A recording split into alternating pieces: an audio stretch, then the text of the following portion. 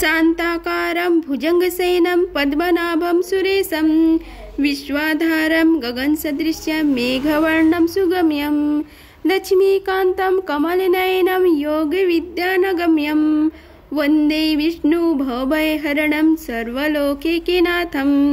नमस्कार दोस्तों, आप सभी को स्वागत है हमारे YouTube चैनल पावरफुल हिंदू धर्म में। आज हम आप सभी को भद्र पूर्णिमा कब है तथा चंद्र ग्रहण कब लगेगी, उसकी शुभ मुहूर्त, पूजा विधि, महत्व और श्री सत्यनारायण भगवान की कथा का रसपान कराएंगे। आइए जानते हैं भाद्रपद की पूर्णिमा कब है। भाद्रपद पूर्णिमा भाद्रपद के छठे हिंदू महीने में मनाई जाती है। यह भगवान विष्णु के अवतार भगवान सत्यनारायण की पूजा करने के लिए भक्तों के लिए एक महत्वपूर्ण दिन है, जो हिंदी कैलेंडर में एक पवित्र अवसर है। हिंदू कैलेंडर में प्रत्येक चंद्र माह में दो महत्वपूर्ण घटनाएं होती हैं, पूर्णिमा और अमावस्या। भाद्रपद पूर्णिमा भाद्रपद महीने में होने वाली विशेष रूप से पूजनीय है, क्योंकि यह भगवान विष्णु की पूजा के लिए समर्पित है। इसके अलावा भाद्रपद पूर्णिमा के बाद का दिन पितृपक्ष श्राद्ध की शुरुआत करता है, जो 16 दिन की अवधि है, जो पूर्वजों को श्रद्धांजलि देने के लिए समर्पित है, अपने वंश का सम्मान करने और उनका आशीर्वाद लेने के लिए महत्व पर जोर देता है। सितंबर 2024 में पूर्णिमा भाद्रपद मास की पूर्णिमा तिथि कब है, उसके बारे में आइए जानते हैं। पूर्णिमा तिथि 17 सितंबर 2024 को सुबह 11:44 पर शुरू होगी और 18 सितंबर को 2024 को सुबह 8:04 तक समाप्त होगी। उदय तिथि के प्रभाव के कारण भाद्र पूर्णिमा 18 सितंबर 2024 को मनाई जाएगी। भाद्रपद पूर्णिमा पर हिंदू भक्तों अपने दिन की शुरुआत सुबह की रस्मों और गंगा, यमुना या नर्मदा जैसी पवित्र नदियों में पवित्र स्नान से करते हैं। माना जाता है कि ऐसा करने से भगवान विष्णु का दिव्य आशीर्वाद मिलता है। कई घरों में सत्यनारायण पूजा की जाती है, जिसमें पंचामृत, दूध, चीनी, दही, शहद और घी का मिश्रण से स्नान की रस्म शामिल होती है और भगवान श्री सत्यनारायण को फल और मिठाई का प्रसाद चढ़ाया जाता है। सत्यनारायण के कथा का पाठ पूजा का एक महत्वपूर्ण पहलू है, जिसे घर पर या किसी निमंत्रण पर किया जाना शुभ माना जाता है। दिन भक्तगण भगवान विष्णु, ब्रह्मा और शिव जी तथा देवी लक्ष्मी को समर्पित कथा भी कहते हैं। कई भक्त भाद्रपद पूर्णिमा के दिन रूप में जाने वाले व्रत भी रखते हैं, जिसमें दाल, अनाज और नमक से परहेज किया जाता है, लेकिन दूध से बने उत्पादों और फलों को सेवन करने की अनुमति होती है। शाम को सत्यनारायण कथा के पाठ के बाद व्रत का समापन होता है। इसके अतिरिक्त इस दिन भक्ति के साथ महामृत्युंजय हवन करने से व्यक्ति को जीवन की नकारात्मकता से मुक्ति मिलती है तथा दान का बहुत ही महत्वपूर्ण है। ब्राह्मणों या जरूरतमंदों को कपड़े और भोजन दान करना बहुत ही फलदायी माना जाता है। कुल मिलाकर भाद्र पूर्णिमा अत्यधिक महत्व का दिन है। दिन किए जाने वाले उपाय के बारे में बताते हैं। अगर आप सुख समृद्धि की कामना करते हैं तो भाद्रपद पूर्णिमा के दिन कुछ आसान उपाय आप कर सकते हैं। आइए जानते हैं इन उपाय के बारे में। इस दिन पवित्र नदियों में स्नान करने से और समर्थ अनुसार दान देने से पितरों और देवताओं का आशीर्वाद आपको प्राप्त होता है। भाद्रपद पूर्णिमा के दिन भगवान विष्णु और माता लक्ष्मी की पूजा करने से आर्थिक समस्याओं से आपको छुटकारा मिलता है। सत्यनारायण की कथा का पाठ करने से सुख समृद्धि घर में बनी रहती है। अगर आप इस दिन गाय, कुत्ता, कौवा, चींटी आदि को अन्न खिलाते हैं तो आपके जीवन की कई समस्याओं का हल आपको मिल सकता है। इस दिन घर में गंगा जल का छिड़काव करने से घर की नकारात्मकता दूर होती है। इस दिन योग ध्यान करने से अलौकिक अनुभव को व्यक्ति को प्राप्त होते हैं। भाद्रपद की पूर्णिमा के दिन पीपल के पेड़ के तले दीपक जलाने से आपके पितर प्रसन्न होते हैं। अब हम आप सभी को चंद्र ग्रहण कब लगेगा उसके बारे में आप सभी को बताते हैं। 2024 में दूसरे चंद्र ग्रहण में सिर्फ 2 दिन का समय बचा है। 18 सितंबर को लग रहा चंद्र ग्रहण एक उपछाया चंद्र ग्रहण होगा। आसमान में घटने वाली इस खगोलीय घटना का वैज्ञानिकों बेसब्री से इंतजार रहता है। इसकी शुरुआत भारतीय समय अनुसार सुबह 6:12 से होगी और यह सुबह 10:17 तक चलेगा, यानी कि ग्रहण की कुल अवधि 4 घंटे से 4 मिनट की होगी। इस तरह के ग्रहण में चंद्रमा पृथ्वी के पेनुब्रा या छाया के बाहरी भाग से होकर गुजरता है। इस दौरान चंद्रमा इतनी धुंधली हो जाता है कि इसे देख पाना भी मुश्किल हो जाता है। पूर्ण चंद्र ग्रहण तब होता है जब पृथ्वी सूर्य और चंद्रमा के बीच आ जाती है और चांद पर पृथ्वी की छाया पड़ती है। इस दौरान चंद्रमा की पूरी डिस्क पृथ्वी की कक्षा या प्रतिछाया में होती है और इसने लाल चंद्रमा दिखाई देती है। जब चंद्रमा और सूर्य के बीच पृथ्वी आ जाती है और वह सूर्य से चंद्रमा पर आने वाले प्रत्यक्ष प्रकाश में बाधा डालती है, तब आंशिक चंद्र ग्रहण होता है। यह छाया बढ़ती जाती है और फिर चंद्रमा को पूरी तरह से ढके बिना कम हो जाती है। कितनी तरह की चंद्र ग्रहण होती हैं उसके बारे में आप सभी को बताते हैं। चंद्र ग्रहण 3 प्रकार के होते हैं। पहला है आंशिक चंद्र ग्रहण, दूसरा है पूर्ण चंद्र ग्रहण और तीसरा है उपछाया ग्रहण, जिसे पेनुब्रा चंद्र ग्रहण भी कहा जाता है। जिस समय चंद्रमा पर ग्रहण लगेगा उस वक्त भारत में सुबह हो जाएगी, इसलिए चंद्र ग्रहण को भारत देश में नहीं देखा जाएगा। ग्रहण कहाँ दिखाई देगा उसके बारे में बताते हैं। चंद्र ग्रहण यूरोप, एशिया के अधिकांश भाग, अफ्रीका, उत्तरी दक्षिण अमेरिका, प्रशांत, अंटार्कटिक, हिंद महासागर, आर्कटिक और अंटार्कटिक में दिखाई देगा। साल का पहला चंद्र ग्रहण 25 मार्च 2024 को दिन में लगा था। 18 सितंबर को लगने वाला ग्रहण एक उपछाया चंद्र ग्रहण होगा और इसकी शुरुआत सुबह 6:12 से होगी। बता दें कि 18 सितंबर 2024 को लगने वाला चंद्र ग्रहण भारत में नहीं दिखेगा क्योंकि इस वक्त यहाँ सुबह होगी। चंद्र ग्रहण आसमान में घटने वाली एक खगोलीय घटना है। इस दौरान पृथ्वी चंद्रमा और सूर्य के बीच आता है और चंद्रमा पर पृथ्वी की परछाई पड़ती है। आमतौर पर ऐसे वक्त चंद्रमा डार्क हो जाता है।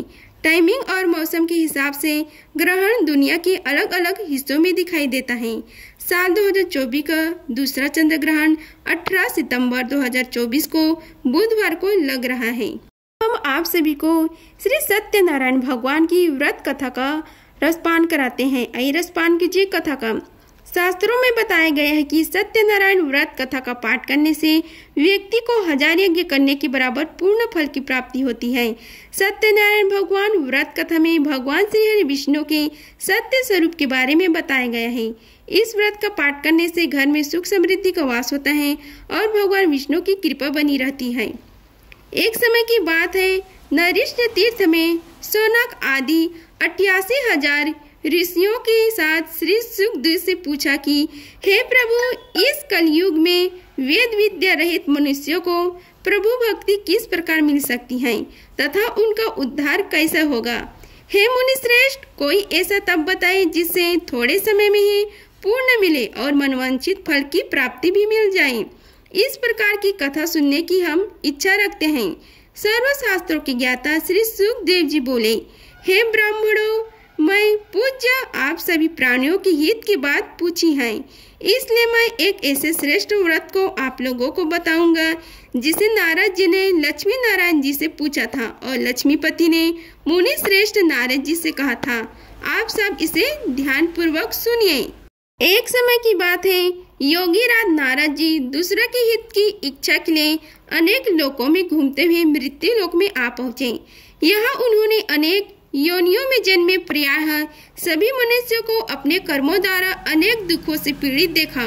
उनका दुख देखकर नारद जी सोचने लगे कि कैसा यत्न किया जाए जिसके करने से निश्चित रूप से मानव के दुखों का अंत हो जाए।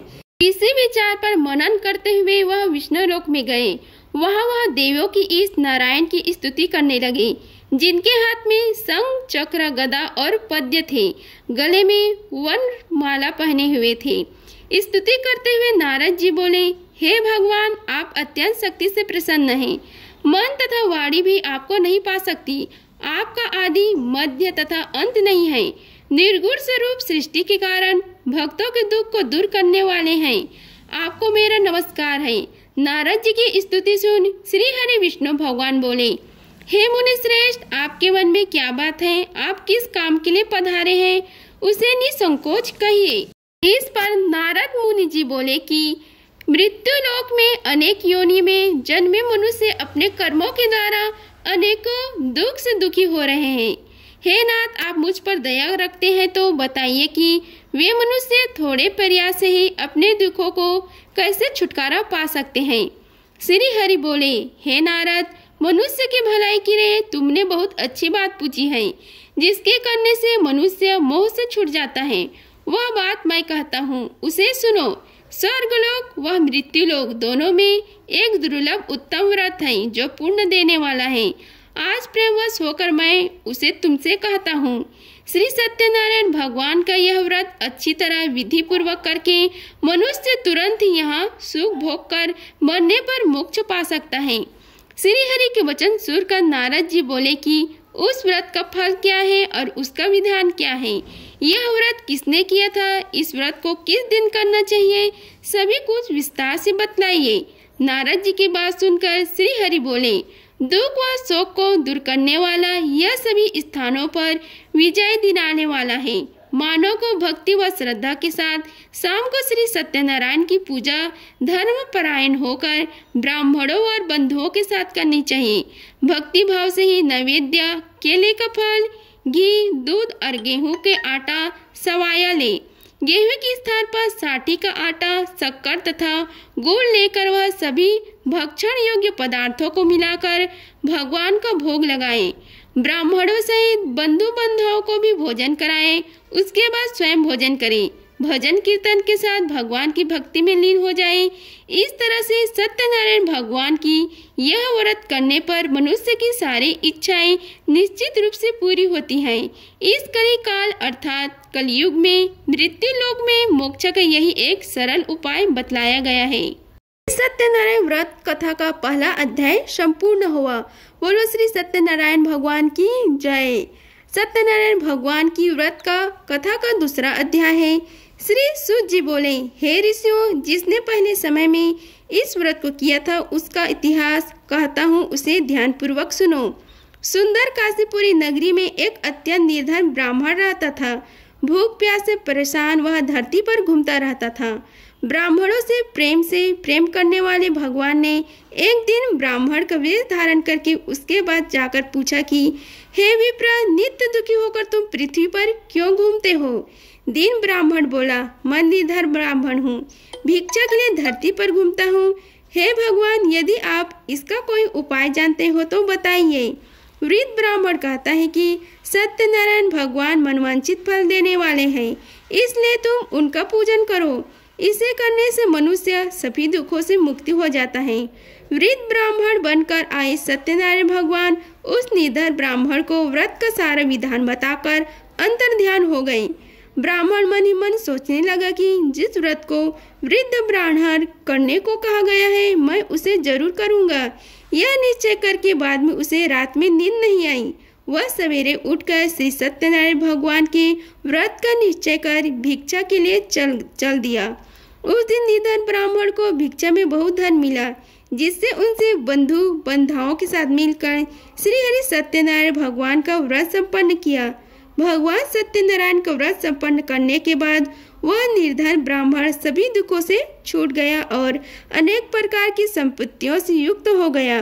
उसी समय से यह ब्राह्मण हर माह इस व्रत को करने लगा।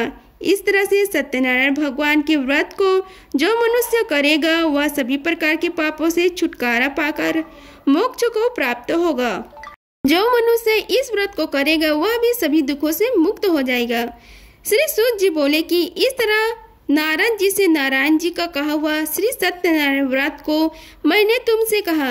हे विप्रो, मैं अब और क्या कहूँ?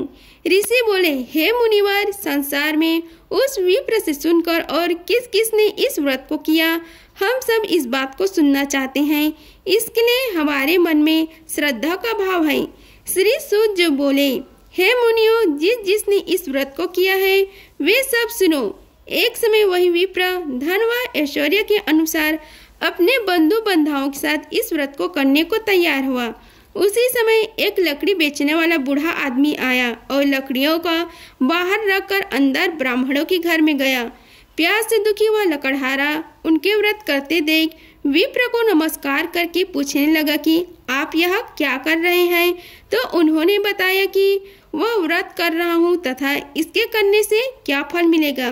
कृपया मुझे भी बताइए। ब्राह्मण ने कहा कि सब मनोकामनाओं को पूर्ण करने वाला यह सत्यनारायण भगवान का व्रत है। इनकी कृपा से मेरे घर में धन धान्य आदि की वृद्धि हुई है। विप्र से सत्यनारायण व्रत या करने के बारे में जानकर लकड़हारा बहुत प्रसन्न हुआ। चरण अमृत लेकर वह प्रसाद खाने के बाद वह अपने घर गया। लकड़हारे ने अपने मन में संकल्प किया कि आज लकड़ी बेचने से जो धन मिलेगा उसी से श्री सत्यनारायण भगवान का उत्तम व्रत करूंगा। मन में इस विचार को ले बूढ़ा आदमी सिर पर लकड़ियां रखकर उस नगर में बेचने गया जहां धनी लोग ज्यादा रहते थे। उस नगर में उसे अपनी लकड़ियों का दाम पहले से 4 गुना अधिक मिलता है। बूढ़ा प्रसन्न के साथ दाम लेकर केले, शक्कर, घी, दूध, दही और गेहूं का आटा ले आया और सत्यनारायण भगवान के व्रत की अन्य सामग्री लेकर अपने घर गया। वहां उसने अपने बंधु बांधवों को बुलाकर विधि विधान के श्री सत्यनारायण भगवान का पूजन और व्रत किया।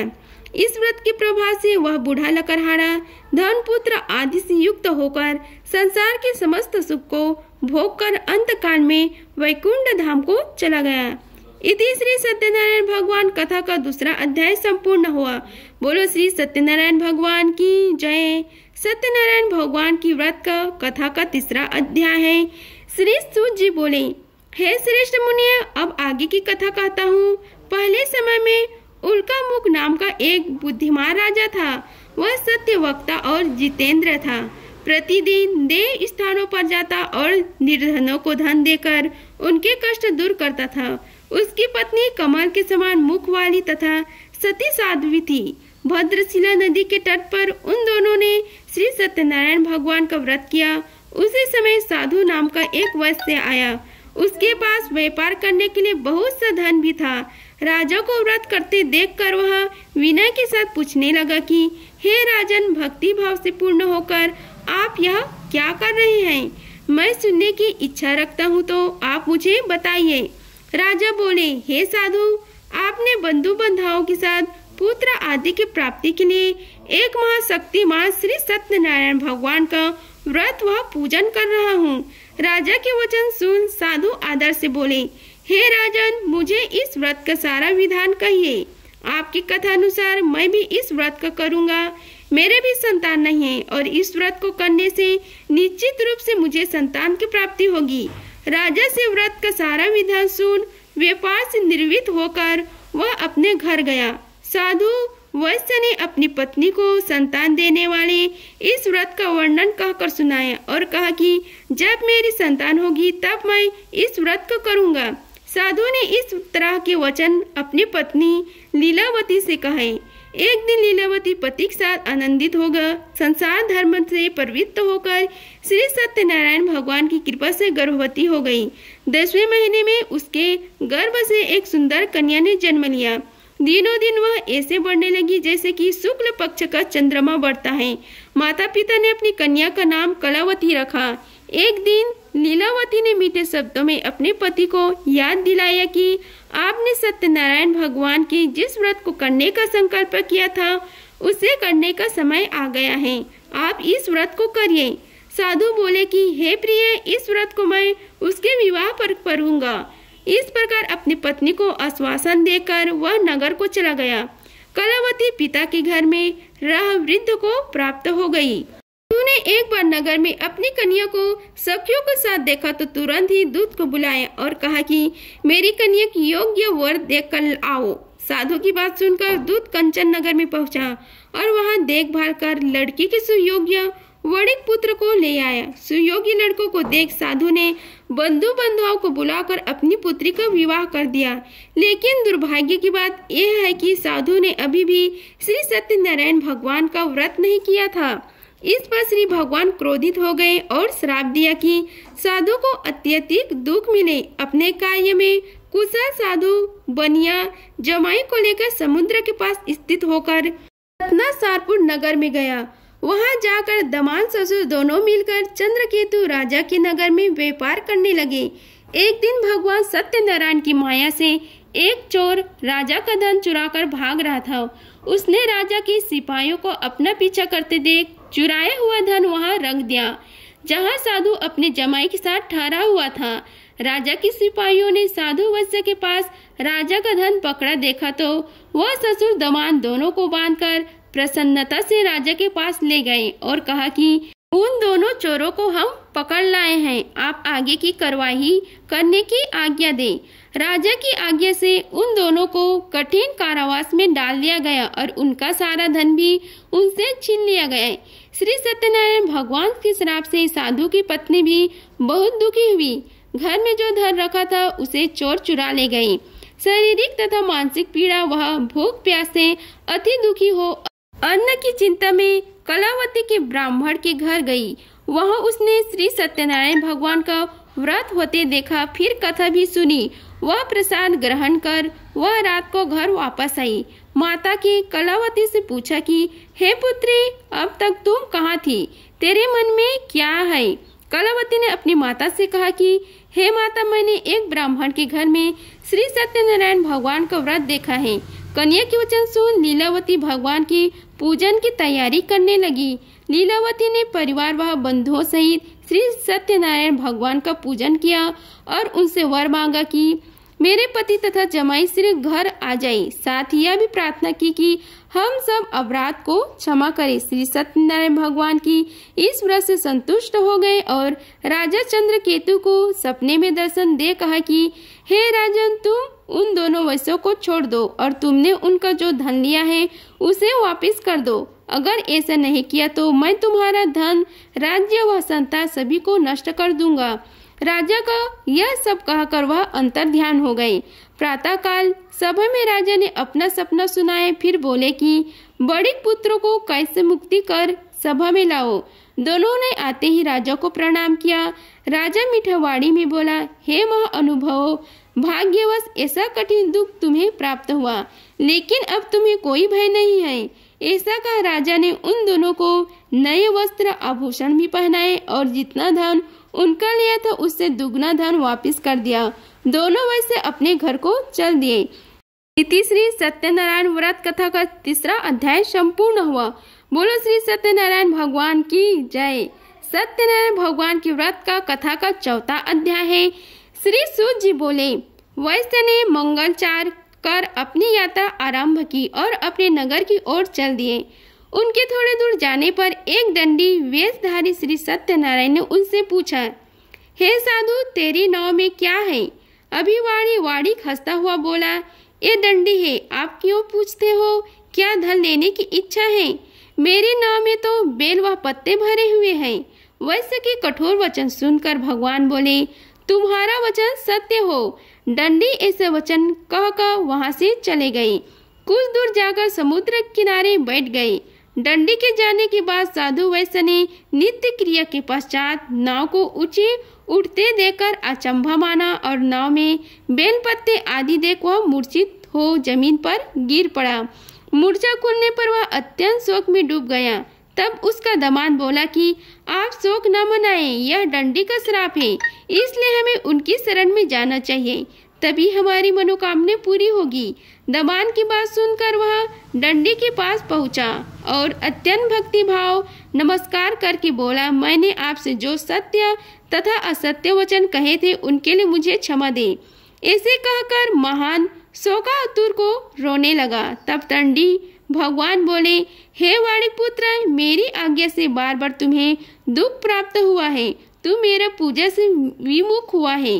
साधु बोले, हे भगवान, आपकी माया से ब्रह्म आदि देवता भी आपके रूप को नहीं जानते, तब मैं अज्ञानी कैसे जान सकता हूँ? आप प्रसन्न हुए, अब मैं सामर्थ्य के अनुसार आपकी पूजा करूँगा। मेरी रक्षा करो और पहले के समान नौका में धन भर दो। साधु वैश्य की भक्ति पूर्वक वचन सुनकर भगवान प्रसन्न हो गए और उसकी इच्छा अनुसार वरदान देकर अंतर ध्यान हो गए।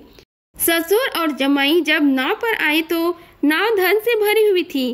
फिर वही अपने अन्य साथियों के साथ श्री सत्यनारायण भगवान का पूजन कर अपने नगर को चल दिए। जब नगर के नजदीक पहुंचे तो दूत को घर पर खबर करने के लिए भेज दिया। दूत साधु की पत्नी को प्रणाम कर कहता है कि मालिक अपने दामाद सहित नगर के निकट आ गए हैं। दूत की बात सुन साधु की पत्नी लीलावती ने बड़े हर्ष के साथ श्री सत्यनारायण भगवान का पूजन कर अपनी पुत्री कलावती से कहा कि मैं अपने पति के दर्शन को जाती हूँ, तू कार्य पूर्ण कर शीघ्र आ जा। माता के ऐसा वचन सुन कलावती ने जल्दी में प्रसाद छोड़ अपने पति के पास चली गई। प्रसाद की अवज्ञा के कारण श्री सत्यनारायण भगवान रुष्ट हो गए और नाव सहित उसके पति को पानी में डुबो दिया। कलावती अपने पति को वहां न पाकर रोती हुई जमीन पर गिर गई। नौका को डूबा हुआ देख वह कन्या रोता देख साधु दुखी होकर बोले कि हे प्रभु, मुझसे तथा मेरी परिवार से जो भूल हुई है उसे क्षमा करे। साधु की दीन वचन सुनकर श्री सत्यनारायण भगवान प्रसन्न हो गए और आकाशवाणी हुई कि हे साधु, तेरी कन्या मेरे प्रसाद को छोड़कर आई है, इसलिए उसका पति अदृश्य हो गया है। यदि वह घर जाकर प्रसाद खाकर लौटती है तो इसे इसका पति अवश्य मिलेगा। ऐसा आकाशवाणी सुन कलावती घर पहुंचकर प्रसाद खाती है और फिर आकर अपने पति के दर्शन करती है। उसके बाद साधु अपने बंधु बांधवों से श्री सत्यनारायण भगवान का विधि विधान से पूजन करता है। इस लोक का सुख भोग कर वह अंत में स्वर्गलोक को जाता है। इति श्री सत्यनारायण व्रत कथा का चौथा अध्याय संपूर्ण हुआ। बोलो श्री सत्यनारायण भगवान की जय। सत्यनारायण भगवान की व्रत कथा का 5वां अध्याय है। श्री सूत जी बोले कि हे ऋषियों, मैं और भी एक कथा सुनाता हूँ, उसे भी ध्यान पूर्वक सुनो। प्रजा पालन में लीन तुग्ज ध्वज नाम का एक राजा था। उसने भी भगवान का प्रसाद त्याग कर बहुत ही दुख सहन किया। एक बार वह वन में जाकर वन्य पशु को मारकर वह बड़े पेड़ के नीचे आया। वहां उसने ग्वालों को भक्ति भाव से अपने बंधुओं सहित श्री सत्यनारायण भगवान का पूजन करता देखा। अभिमानवश राजा ने उन्हें देखकर भी पूजा स्थान में नहीं गया और न ही उसने भगवान को नमस्कार किया। ग्वालों ने राजा को प्रसाद दिया, लेकिन उसने वह प्रसाद नहीं खाया और प्रसाद को वहीं छोड़ वह अपने नगर को चल दिए। जब वह नगर में पहुंचा तो वह सब कुछ तहस नहस हुआ पाया तो वह शीघ्र ही समझ गया कि यह सब भगवान ने ही किया है। वह दोबारा ग्वालों के पास पहुंची और विधि पूर्वक पूजन करके प्रसाद खाया तो श्री सत्यनारायण भगवान की कृपा से सब कुछ पहले जैसा हो गया। दीर्घ काल तक सुखों भोगने के बाद मरण उपरांत उसने स्वर्गलोक की प्राप्ति की। जो मनुष्य प्रणव दुर्लभ इस व्रत को करेगा तो भगवान सत्यनारायण की अनुकंपा से उसे धन धान्य की प्राप्ति होगी। निर्धन धनी हो जाता है और भय मुक्त हो जीवन जीता है। संतानहीन मनुष्य को संतान सुख मिलता है और सारे मनोरथ पूर्ण होने पर वह मानो अंत काल में वैकुंठ धाम को जाता है। सूत जी बोले कि जिन्होंने पहले इस व्रत को किया है अब उनके दूसरे जन्म की कथा कहता हूँ। वृद्ध सतानंद ब्राह्मण ने सुदामा का जन्म लेकर मोक्ष की प्राप्ति की। लकड़हारे ने अगले जन्म में निषाद बनकर मोक्ष प्राप्त किया। उल्कामुख नामक राजा ने दशरथ होकर वैकुंठ को गए। साधु नाम की वैश्य ने मोर ध्वज बनकर अपने पुत्र को आरे से चीरकर मोक्ष पाया। महाराज तुंग ध्वज ने स्वयंभू होकर भगवान में भक्ति हो कर्म कर मोक्ष पाया। इति श्री सत्यनारायण व्रत कथा का 5वां अध्याय संपूर्ण हुआ। बोलो श्री सत्यनारायण भगवान की जय। अगर आप सभी को हमारी वीडियो अच्छी लगी होगी तो वीडियो को लाइक कीजिए, चैनल को सब्सक्राइब कीजिए और कमेंट बॉक्स में ओम नमो भगवते वासुदेवाय लिखें। धन्यवाद। मिलते हैं अगले वीडियो में, तब तक के लिए जय श्री राधे कृष्णा।